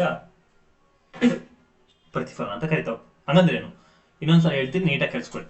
ಸೂರ್ಯನಿಂದ ಬಂದಿರತಕ್ಕಂತ ಬೆಳಕು ಅಥವಾ ಪತನ ಬೆಳಕು ಸಾಂದ್ರ ಮಾಧ್ಯಮ, ಇದನ್ನ ನಾವು ಸಾಂದ್ರ ಮಾಧ್ಯಮ ಅಂತ ಕರಿತೀವಿ. ಸಾಂದ್ರತೆ ಜಾಸ್ತಿ, ಹೌದಾ? ಸಾಂದ್ರ ಮಾಧ್ಯಮದಲ್ಲಿ ಸಂಪೂರ್ಣವಾಗಿ ಪ್ರತಿಫಲಿಸಿ ಇದನ್ನು ನಾವು ವಿರಳ ಮಾಧ್ಯಮ ಅಂತ ಕರಿತೀವಿ. ಪತನಗೊಂಡ ಬೆಳಕು ಏನ್ ಮಾಡುತ್ತೆ, ಸಾಂದ್ರ ಮಾಧ್ಯಮದಲ್ಲಿ ಸಂಪೂರ್ಣವಾಗಿ ಪ್ರತಿಫಲಿಸಿ, ಎಷ್ಟು ಸಾಧ್ಯ ಆಗುತ್ತೋ ಅಷ್ಟು ಪ್ರತಿಫಲಿಸಿ ವಾಪಸ್ ಹೊರಗಡೆ ಬರುತ್ತಲ್ಲ, ಆ ಒಂದು ವಿರಳ ಮಾಧ್ಯಮಕ್ಕೆ ಬರುತ್ತಲ್ಲ, ಅದಕ್ಕೆ ನಾವು ಸಂಪೂರ್ಣ ಆಂತರಿಕ ಪ್ರತಿಫಲನ ಅಂತ ಕರಿತಾ ಹೋಗ್ತೀವಿ. ಹಾಗಾದ್ರೆ ಇದರ ಅನ್ವಯಗಳನ್ನು ನೋಡಿದಾಗ, ಅನ್ವಯಗಳು ಎಲ್ಲೆಲ್ಲಿ ಅಪ್ಲೈ ಆಗುತ್ತೆ ಅನ್ವಯಗಳು ಅಂತ ನೋಡಿದಾಗ, ಮರಳುಗಾಡಿನಲ್ಲಿ ಮರೀಚಿಕೆ ಉಂಟಾಗುವುದು, ಮರಳುಗಾಡಿನಲ್ಲಿ ಮರೀಚಿಕೆ ಅಂತ ಕರಿತೀವಿ. ಅಂದ್ರೆ ದೂರದಿಂದ ನೋಡಿದಾಗ ಅಲ್ಲೆಲ್ಲ ನೀರು ನಿಂತಿರೋ ತರ ಕಾಣಿಸುತ್ತೆ, ಆದ್ರೆ ಅಲ್ಲಿ ನೀರು ನಿಂತಿರೋದಿಲ್ಲ, ಅಥವಾ ಅದನ್ನ ನಾವು ಬಿಸಿಲು ಗುದುರೆ ಅಂತ ಕರಿತೀವಿ, ಬಿಸಿಲು ಗುದುರೆ ಅಂತ ಕರಿತಾ ಹೋಗ್ತೀವಿ. ನೆಕ್ಸ್ಟ್ ಮಧ್ಯಾಹ್ನ ಏನಾಗುತ್ತೆ, ಡಾಂಬರ್ ರಸ್ತೆಯ ಮೇಲೆ ನೀರು ನಿಂತಿರುವ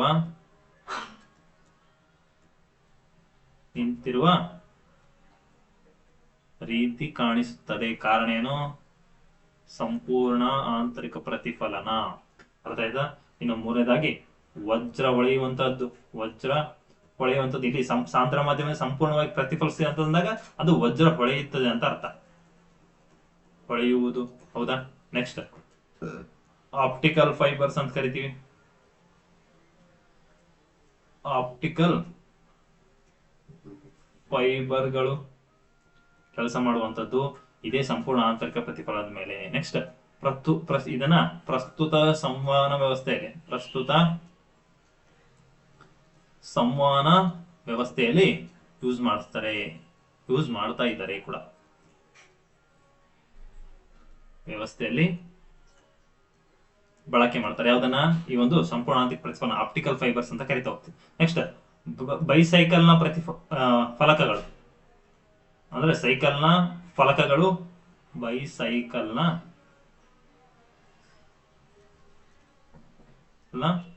ಫಲಕಗಳು ಹೊಳೆಯುವುದು. ಕಾರಣ ಏನು? ಕಾರಣ ಅದು ಸಂಪೂರ್ಣ ಆಂತರಿಕ ಪ್ರತಿಫಲನ. ನೆಕ್ಸ್ಟ್ ಈ ಒಂದು ಯಾವುದು ಪೆರಿಸ್ಕೋಪ್ಗಳು ಕೆಲಸ ಮಾಡುವಂಥದ್ದು. ಪೆರಿಸ್ಕೋಪ್ ಅಂದಾಗ ಇವುಗಳು ಕೆಲಸ ಮಾಡತಕ್ಕಂಥದ್ದು ಇದೇ ಸಂಪೂರ್ಣ ಆಂತರಿಕ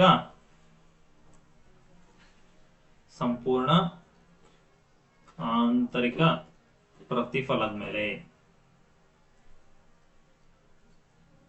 ಸಂಪೂರ್ಣ ಆಂತರಿಕ ಪ್ರತಿಫಲದ ಮೇಲೆ ಕೆಲಸ ಮಾಡುತ್ತೆ. ಯಾವುದು? ಪೆರಿಸ್ಕೋಪ್ ಅಂದಾಗ. ಅರ್ಥ ಆಯ್ತಾ? ಇಷ್ಟೇನು.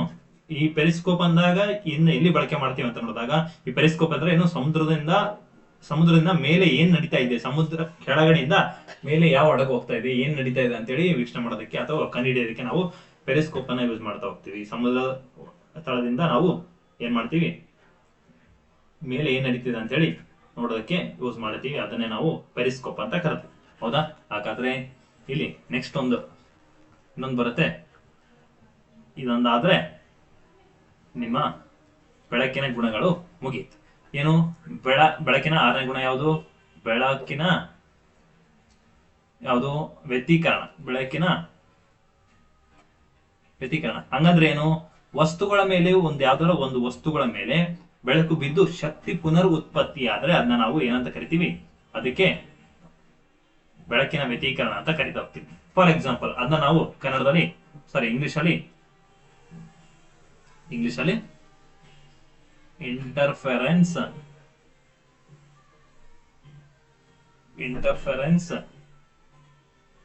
ಆಫ್ ಲೈಟ್ ಅಂತ ಕರಿತಾ ಹೋಗ್ತೀವಿ. ಹಾಗಾದ್ರೆ ಇವುಗಳನ್ನ ಎಲ್ಲೆಲ್ಲಿ ಅನ್ವಯ ಆಗುತ್ತೆ ಅಂತ ನೋಡಿದ್ರೆ ನಿಮಗೆ ಈಸಿಯಾಗಿ ಅರ್ಥ ಆಗುತ್ತೆ. ಹೌದಾ? ಅನ್ವಯಗಳು ಎಲ್ಲಾ ಬೆಳಕಿನ ಗುಣಗಳಾದ ಎಲ್ಲಾ ಅನ್ವಯಗಳನ್ನು ನೀವು ಸರಿಯಾಗಿ ನೆನ್ಪಿಟ್ಕೋಬೇಕು. ಸೋಪಿನ ಗುಳ್ಳೆಯ ಮೇಲೆ ಬಣ್ಣಗಳು ಕಾಣುವುದು. ಸೋಪಿನ ಗುಳ್ಳೆಯ ಮೇಲೆ ಹಲವಾರು ಬಣ್ಣಗಳು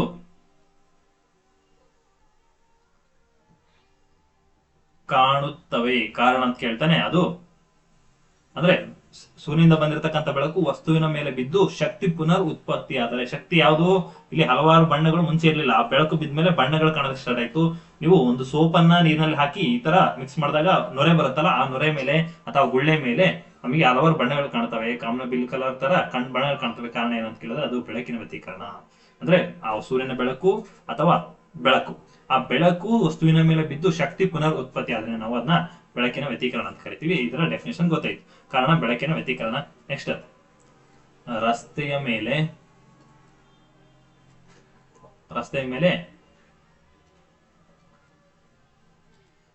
ಇಂಧನ ಚೆಲ್ಲಿದಾಗ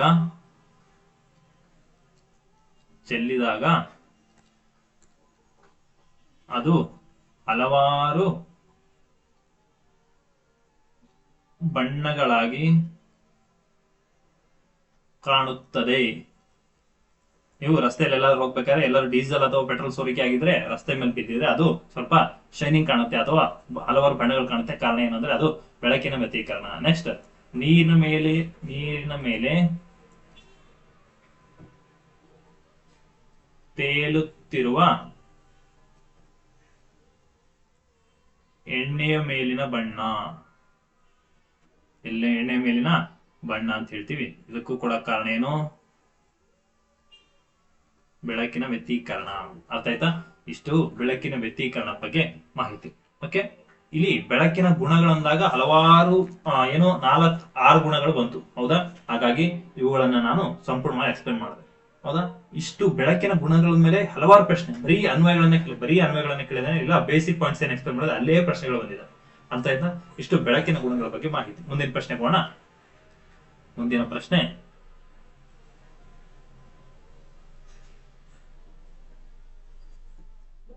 ಓಕೆ, ಇಲ್ಲಿ ಕೆಳಗಿನ ಯಾವ ಹೇಳಿಕೆಗಳು ಸರಿಯಾಗಿದೆ? ಕಪ್ಪು ವಸ್ತುವು ಬೆಳಕಿನ ಎಲ್ಲಾ ತರಂಗಾಂತರಗಳನ್ನು ಹೀರಿಕೊಳ್ಳುತ್ತದೆ ಮತ್ತು ಯಾವುದನ್ನು ಪ್ರತಿಬಿಂಬಿಸುವುದಿಲ್ಲ. ಓಕೆ, ಸರಿ ಇದೆ, ಹೌದಾ? ಕಪ್ಪು ವಸ್ತು ಏನ್ ಮಾಡುತ್ತೆ? ಬೆಳಕಿನ ಎಲ್ಲಾ ತರಂಗಾಂತರಗಳನ್ನ ಹೀರ್ಕೊಳ್ಳುತ್ತೆ ಮತ್ತು ಯಾವುದನ್ನು ಪ್ರತಿಬಿಂಬಿಸುವುದಿಲ್ಲ. ಸರಿ ಇದೆ. ನೆಕ್ಸ್ಟ್, ಎರಡನೇದೇನು? ಈ ಬಿಳಿ ವಸ್ತುವು ಎಲ್ಲಾ ವಿಭಿನ್ನ ತರಂಗಾಂತರಗಳನ್ನ ಪ್ರತಿಬಿಂಬಿಸುತ್ತದೆ. ಹೌದು, ಸರಿ ಇದೆ. ಬಿಳಿ ವಸ್ತು ಏನು ಮತ್ತೆ ಎಲ್ಲಾ ವಿಭಿನ್ನ ತರಂಗಾಂತರಗಳನ್ನ ಬಿಂಬಿಸುತ್ತದೆ. ಹೌದು, ಆಪ್ಷನ್ 2 ಕೂಡ ಸರಿ ಇದೆ. ಮೊದಲನೇದು ಸರಿ ಇದೆ, ಎರಡನೇದು ಸರಿ ಇದೆ. ನೆಕ್ಸ್ಟ್, ಆಪ್ಷನ್ 3 ಏನು? ಕೆಂಪು ವಸ್ತುಗಳು ಕೆಂಪು ಹೊರತುಪಡಿಸಿ ಎಲ್ಲಾ ತರಂಗಾಂತರಗಳನ್ನ ಹೀರಿಕೊಳ್ತವೆ. ಅಂದ್ರೆ ಕೆಂಪು, ಇಲ್ಲಿ ಇನ್ನೊಂದು ಪಾಯಿಂಟ್ ಹೇಳೋದು ಮರ್ತಿದೆ. ಕೆಂಪು ಗುಲಾಬಿ ಅಂದಾಗ ಇದು ಕೆಂಪು ಬಣ್ಣದಲ್ಲಿ ಕಾಣಲು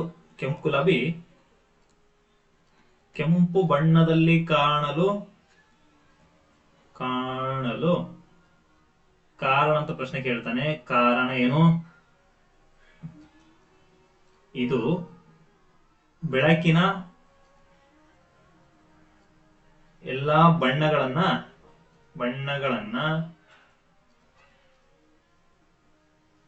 ಹೀರಿಕೊಳ್ಳುತ್ತದೆ ಮತ್ತು ಕೆಂಪು ಬಣ್ಣವನ್ನು ಪ್ರತಿಫಲಿಸುತ್ತದೆ. ಅಂದ್ರೆ ಇಲ್ಲಿ ಬೆಳಕು ಅಂದಾಗ ಬೆಳಕಿನಲ್ಲಿ 7 ಬಣ್ಣಗಳಿದೆ. ಆ 7 ಬಣ್ಣಗಳು ಗುಲಾಬಿ ಹೂವಿನ ಮೇಲೆ ಬಿದ್ದಾಗ, ಕೆಂಪು ಗುಲಾಬಿಯ ಮೇಲೆ ಬಿದ್ದಾಗ ಅದು 7 ಬಣ್ಣ ಏನಿರುತ್ತೆ, ಆ 7 ಬಣ್ಣಗಳಲ್ಲಿ ತನ್ನ ಹತ್ರ ಯಾವ್ದಿದೆ ಆಗ್ಲೇ ಕೆಂಪು ಇದೆ. ಆ 7 ಬಣ್ಣಗಳಲ್ಲಿ ಆ 6 ಬಣ್ಣಗಳ ಮಾತ್ರ ಹಿರ್ಕೊಳ್ಳುತ್ತೆ. ತನ್ನ ಹತ್ರ ಯಾವ್ದು ಇಲ್ವೋ ಅದನ್ನ ಹಿರ್ಕೊಳ್ಳುತ್ತೆ. ಕೆಂಪು ಆಗ್ಲೇ ಇದೆ, ಅದನ್ನೇ ಮತ್ತೆ ಹಾಕ್ಬೇಕು.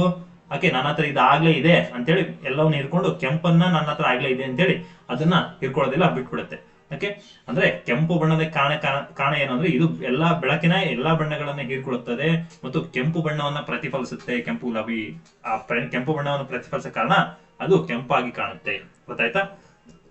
ನೆಕ್ಸ್ಟ್, ಇಲ್ಲಿ ಆಪ್ಷನ್ 1 ಸರಿ, 2 ಸರಿ ಮತ್ತು 3 ಸರಿ ಆಗುತ್ತೆ. ಹಾಗಾಗಿ option D is the right answer.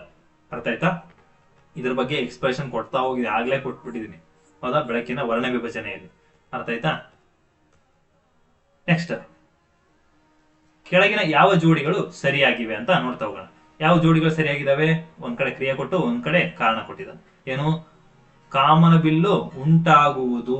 Reason ಏನು? ಇಲ್ಲಿ ಬೆಳಕಿನ ವರ್ಣ ವಿಭಜನೆ, ಬೆಳಕಿನ ಚದುರುವಿಕೆ, ಸಂಪೂರ್ಣ ಪ್ರತಿಫಲನ ಅಥವಾ ಬೆಳಕಿನ ಈ 4ರಲ್ಲಿ ಯಾವ್ದಿದ್ರು ಸರಿ. ಏನಿದೆ? ಸೂರ್ಯನ ಬೆಳಕಿನ ವಕ್ರೀಭವನ ಇದ್ರು ಕೂಡ ಸರಿ, ಹೌದಾ? ಇದು ಕೂಡ ಸರಿ ಇದೆ, ಹೌದಾ? ನೆಕ್ಸ್ಟ್, ಪ್ರತಿಫಲನ, ಇದು ಕೂಡ ಸರಿ ಇದೆ. ನೆಕ್ಸ್ಟ್, ವರ್ಣ ವಿಭಜನೆ, ಇದು ಕೂಡ ಸರಿ ಇದೆ. ಜೊತೆಗೆ ಸಂಪೂರ್ಣಾಂಕ ಪ್ರತಿಫಲನ ಇದ್ರು ಕೂಡ ಸರಿನೇ. ಹಾಗಾಗಿ ಆಪ್ಷನ್ ಎ ಸರಿ. ನೆಕ್ಸ್ಟ್, ಆಕಾಶ ನೀಲಿ ಬಣ್ಣದ ಕಾರಣ ಅಂತ ಕೇಳಿದರೆ ಅದು ಬೆಳಕಿನ ವರ್ಣ ವಿಭಜನೆ ಅಂತ ಕೇಳಿದರೆ ಇದು ತಪ್ಪಾದ ಆನ್ಸರ್ ಆಗುತ್ತೆ. ಇದು ಬೆಳಕಿನ ಚದುರುವಿಕೆ ಅಂತ ಹೇಳ್ಬೇಕಾಗಿತ್ತು. ಬೆಳಕಿನ ಚದುರುವಿಕೆ ಕಾರಣ ನಾನು ಆಗ್ಲೇ ಅನ್ವಯಿಸಲು ಬರ್ಸಿದೆ. ನೆಕ್ಸ್ಟ್, ಶೀಘ್ರ ಸೂರ್ಯೋದಯ ಮತ್ತು ವಿಳಂಬಿತ ಸೂರ್ಯಾಸ್ತಕ್ಕೆ ಕಾರಣ ಯಾವುದು?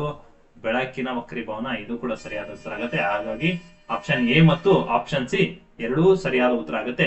ಹಾಗಾಗಿ ಆಪ್ಷನ್ 2 ಸರಿಯಾದ ಉತ್ತರ. ಇವುಗಳೆಲ್ಲವನ್ನ ವಿವರಣೆ ಆಗ್ಲೇ ಮುಂಚೆನೆ ಕೊಟ್ಬಿಟ್ಟಿದ್ವಿ.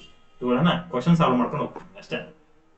ನೆಕ್ಸ್ಟ್, ಸರ್ ಸಿ ವಿ ರಾಮನ್ ರವರು ನೋಬೆಲ್ ಪ್ರಶಸ್ತಿಯನ್ನು ಯಾವುದಕ್ಕೆ ಪಡೆದರು? ನಾನು ಆಗ್ಲೇ ಹೇಳಿದೆ 1928ರಲ್ಲಿ ನೋಬೆಲ್ ಯಾವುದು ಸಂಶೋಧನೆ ನಡೆಸಿದ್ರು.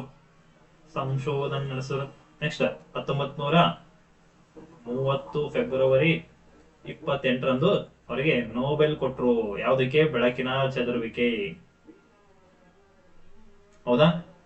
ಯಾವುದಕ್ಕೆ? ಬೆಳಕಿನ ಚದುರುವಿಕೆ, ಸ್ಕ್ಯಾಟರಿಂಗ್ ಆಫ್ ಲೈಟ್ ಗಾಗಿ ಅದನ್ನೇ ಕೊಟ್ಟಿದ್ದಾರೆ. ಬೆಳಕಿನ ಹರಡುವಿಕೆ ಅಥವಾ ಬೆಳಕಿನ ಚದುರುವಿಕೆ ಅಂದ್ರೂ ಕೂಡ ಒಂದೇನೆ.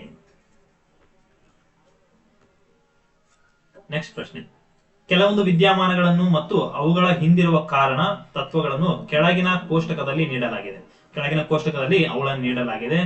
ಓಕೆ, ಒಂದ್ ಸೈಡ್ ವಿದ್ಯಮಾನಗಳನ್ನು ಕೊಟ್ಟಿದ್ದಾರೆ, ಇನ್ನೊಂದು ಸೈಡ್ ಕಾರಣ ಮತ್ತು ಅಥವಾ ಅವುಗಳು ಯಾವ ತತ್ವದ ಮೇಲೆ ಕೆಲಸ ಮಾಡ್ತೇವೆ ಅಂತಾನು ಕೇಳಿದೆ. ಕಾರಣ ಅಥವಾ ತತ್ವ. ಇಲ್ಲಿ ನಕ್ಷತ್ರಗಳ ಮಿನುಗುವಿಕೆ, ನಾನು ಆಗ್ಲೇ ಹೇಳಿದೆ ನಕ್ಷತ್ರಗಳ ಮಿನುಗುವಿಕೆಯನ್ನು ವಾಯುಮಂಡಲದಲ್ಲಾಗುವ ವಕ್ರೀಭವನ ಅಥವಾ ನಮ್ಮ ಬೆಳಕಿನ ವಕ್ರೀಭವನ ಅಂದ್ರೂ ಕೂಡ ಒಂದೇನೆ, ವಾಯುಮಂಡಲದಲ್ಲಿ ಆಗ್ತಕ್ಕಂಥ ವಕ್ರೀಭವನ ಅಂದ್ರೂ ಕೂಡ ಒಂದೇನೆ. ಹಾಗಾಗಿ ನಾವು ಇದು ಸರಿಯಾದ ಉತ್ತರ ಆಯ್ತು. ನೆಕ್ಸ್ಟ್, ಕಾಮನ ಬಿಲ್ಲು ಉಂಟಾದ ಕಾರಣ ಏನು? ಪ್ರಸರಣ ಅಂದ್ರೆ ಏನು? ಬೆಳಕಿನ ವರ್ಣ ವಿಭಜನೆ ಅಂತ ಅರ್ಥ. ಬೆಳಕಿನ ಪ್ರಸರಣ ಅಂದ್ರೆ ಬೆಳಕಿನ ವರ್ಣ ವಿಭಜನೆ ಅಂತ ಅರ್ಥ. ಬೆಳಕಿನ ವರ್ಣ ಪ್ರಸರಣ ಹಾಗೂ ಸಂಪೂರ್ಣ ಆಂತರಿಕ ಪ್ರತಿಫಲನ. ಹಾಗಾಗಿ ಈ ಎರಡನೇದು ಕೂಡ ಸರಿ ಆಯ್ತು. ನೆಕ್ಸ್ಟ್, ಮೂರನೇದು, ಆಕಾಶದ ಬಣ್ಣ ನೀಲಿ. ಆಕಾಶದ ನೀಲಿ ಬಣ್ಣ ಕಾರಣ ಏನು? ಬೆಳಕಿನ ಚದುರುವಿಕೆ. ಹಾಗಾದ್ರೆ ಇದು ನಿಜವಾದ ಬಣ್ಣ ಯಾವುದು? ಕಪ್ಪು.